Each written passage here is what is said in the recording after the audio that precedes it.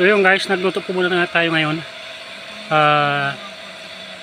Ginataang sibubog with talbos ng kamuting kahoy, gatalang, tanglad, lemongrass, sibuyas, at bawang.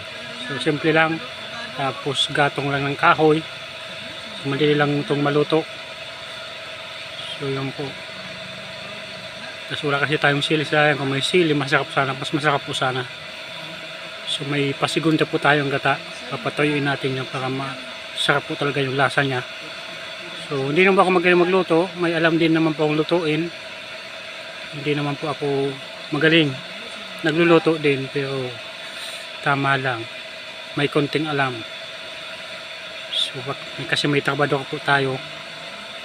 Napapakain dito sa maisan. So tayo ang naatasan magluto. So yun po.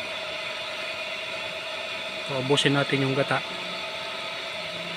So simple lang naman magluto nito. Ito lang yung alam kong lutuin, gata.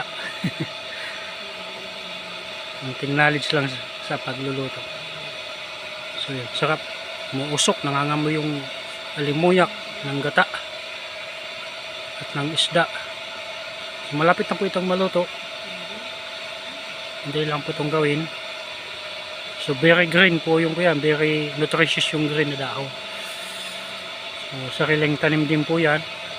At bumili po tayo sa naglalakong isda.